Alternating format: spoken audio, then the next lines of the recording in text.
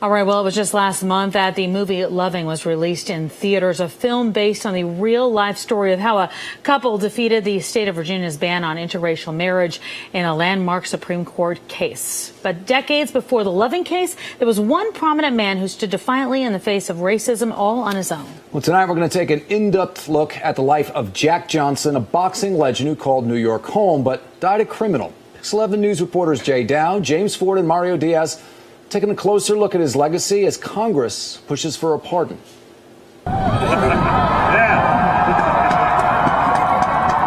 If President Barack Obama's election 8 years ago, I, Barack Hussein Obama, do solemnly swear, represented a milestone in the quest for American racial equality, then all of the rallies, protests, this is where all the activity is going on, and violent uprisings we have endured over the last few years serve as an asterisk to what progress we think we have made.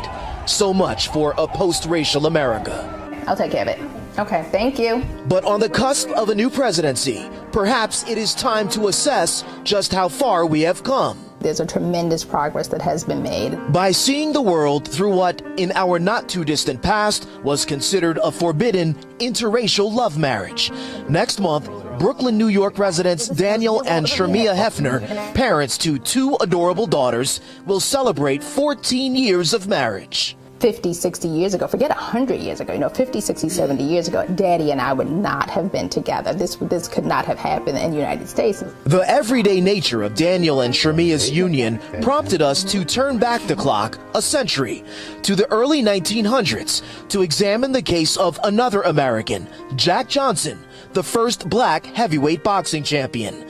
Johnson paid a steep price, his career and freedom, for deciding to openly marry a white woman. In fact, Johnson died with a federal conviction on his record for that so-called crime. I mean, we're not that far removed from 100 years ago.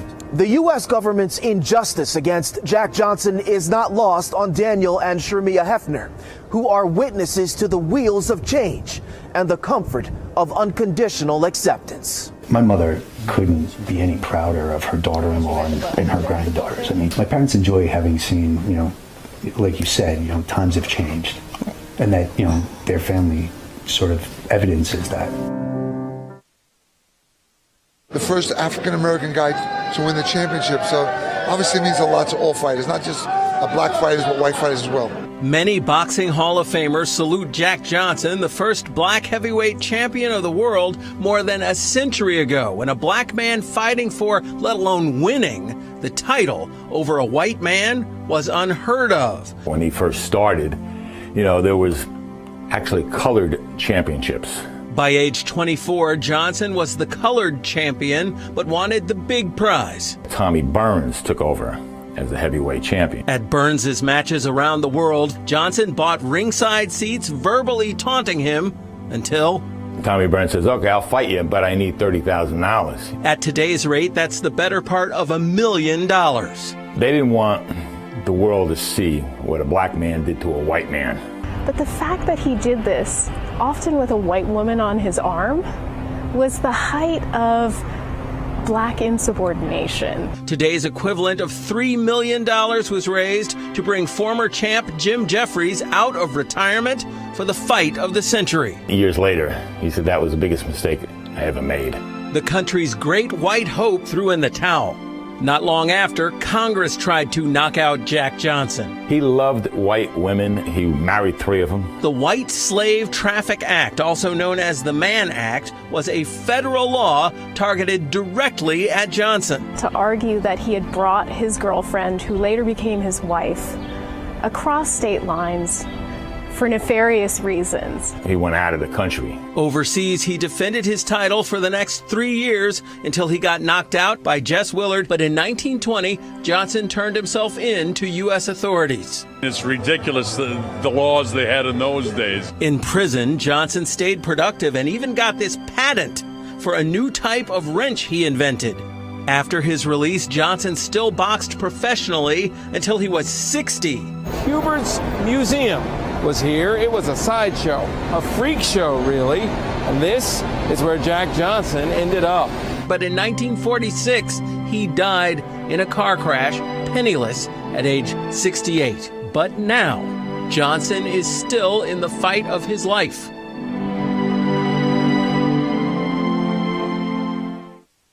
Jack Johnson carried on a very flamboyant lifestyle, and that made it even more offensive. But that doesn't change the fact he was a victim of racism. U.S. Senator John McCain has been passionate in his fight to right the historical injustice that is Jack Johnson's life. But the Arizona senator does not stand alone in this complex battle, played out in Washington, D.C.'s political ring for more than a decade. History is what we are as a country, and if we don't correct injustices, it's a stain on the nation's history. U.S. Representatives Peter King from Nassau County, Gregory Meeks of Queens, and Senate Minority Leader Nevada Senator Harry Reid have all stood with McCain. All are leaders of a bipartisan coalition. Their fight is to honor Johnson with a full pardon, 60 years after his death. Here we are with an opportunity to rectify something that our government did to a human being who should be classified as an American hero. There is no question that there have been several members of Congress in Johnson's corner now for more than a decade. However, the same cannot be said about the two men who have been in the White House for most of this century, which is surprising considering that when President George W. Bush was governor of Texas, he implemented a Jack Johnson Day as a way to celebrate one of the state's most famous native sons. Then in 2008, when Barack Obama was elected president, many felt that he was uniquely qualified to pardon Johnson. Think about it for a moment. He is the first black president who celebrated his victory in Chicago, just a few miles away from where Johnson is buried. And perhaps most intriguing of all, the president himself is the product of an interracial marriage. There are definitely parallels, but it is the right thing to do. We have a president of the United States who clearly has enormous sensitivity on these issues and yet has refused to issue a pardon, even though unanimously through Congress a pardon has been recommended. That's hard for me to understand.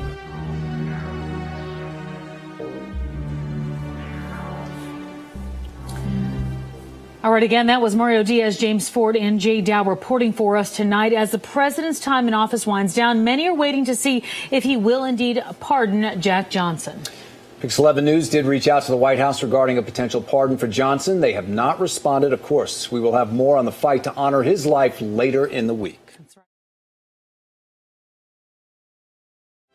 All right, all week long, Pix 11 News reporters Jay Dow, James Ford, and Mario Diaz, they have been showcasing the series The Final Fight. It's an in-depth look at boxer Jack Johnson and the battle to grant that first black heavyweight champion a posthumous pardon. We thank you for staying with us. I'm John Muller. I'm Tamsa Vidal. It ironically comes down to President Obama. The man who campaigned on hope is actually the best chance for Johnson to receive that pardon. This as he sunsets on his presidency after Congress already has suggested a pardon to him on at least 2 occasions.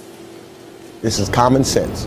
There should be not a reason to hesitate to pardon Jack Johnson. Throughout our series of reports this week, we have heard from a variety of voices weighing in on what is universally viewed as a great injustice in our nation's history. The fact is that there was a racially motivated crime committed. And it's criminal when you put an innocent person in jail, and that needs to be rectified. That includes U.S. Senator John McCain from Arizona and Congressman Peter King of Long Island, who did not pull any punches with us in categorizing Jack Johnson's life.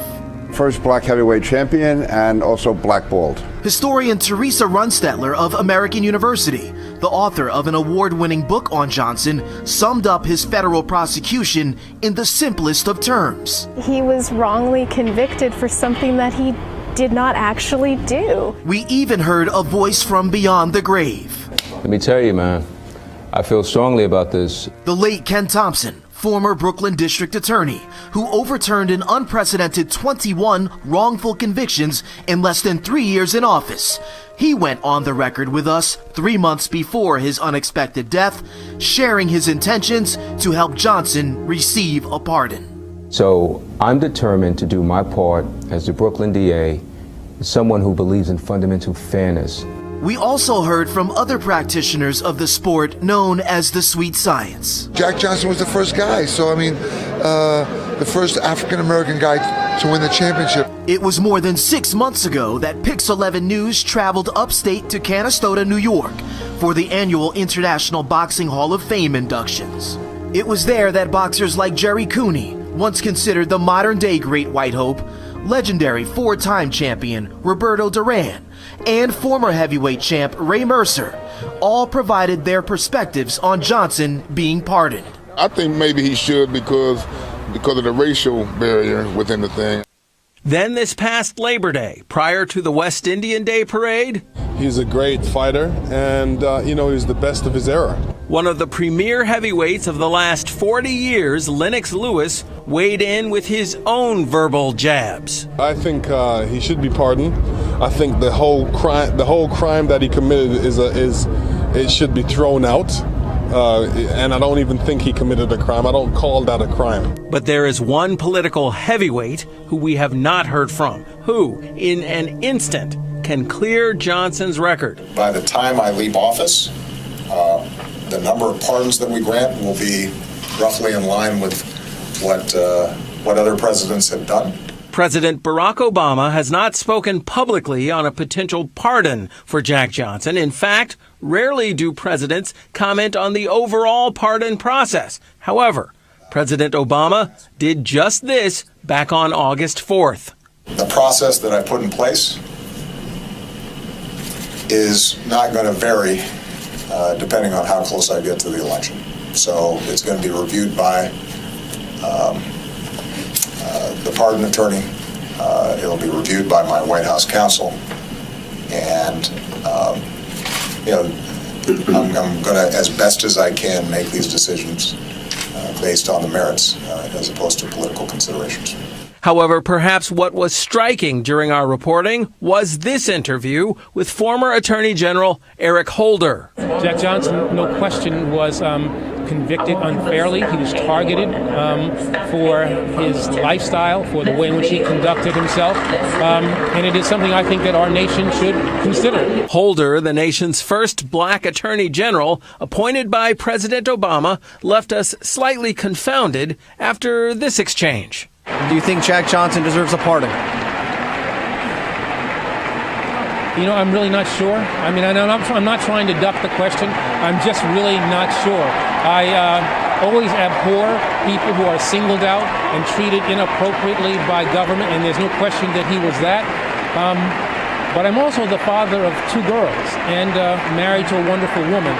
And to know the way in which he treated women, physically abused women, gives me pause about whether or not he's a person deserving of the ultimate presidential act. The abuse Holder is referring to is referenced towards the end of the 135-page dossier sent to us by the Justice Department. A report from October 29th, 1937, nearly 25 years to the day Johnson was arrested by the feds for, in their eyes, violating the Mann Act. In the report, that is challenging to make out due to blurred font, the special agent who wrote it states Johnson had a history of violence towards women. However, there is no mention of Johnson being arrested or convicted in any of the listed examples of abuse. These were simply allegations. This is important to note since Johnson was arguably the most hated black man in America in the early part of the 1900s, and yet he was never arrested for beating up women. So while Holder, a close advisor to President Obama, sits on the fence regarding Johnson over acts he was never prosecuted for, it begs the question, are other advisors to the president doing the same? Because if the president plans to grant pardons, in his words now, based on the merits as opposed to political considerations, then Johnson's pardon should only be evaluated on the facts of his wrongful conviction, nothing else. Moreover, The current administration already has a track record of embracing an individual with a confirmed, documented history of domestic violence. Tonight we honor the Reverend Al Green. That is the 2014 Kennedy Center Honors Reception at the White House, praising legendary crooner Al Green, who was arrested in the 1980s for hitting his wife and admitted to it in legal testimony. So considering this, is it fair that the White House honors a confessed abuser of women, but we have yet to hear applause of freedom for Jack Johnson? Whether or not Jack Johnson secures a posthumous presidential pardon between now and the president's last day in office, Johnson's biographer, Teresa Runstedler, says that if granted, the pardon should not be just a way for Americans to dismiss a deeply entrenched, problematic issue in the fabric of our nation. Maybe it's not yet time to pardon him, unless it's really the start of a conversation about righting current and past wrongs, rather than just a way of sort of patting ourselves on the back and saying, look at how far we've come. It's a fascinating case. Once again, that was Pix 11's Mario Diaz. James Ford and Jay Dow reporting a final note. Our team did reach out to the White House today. They did not respond to our questions.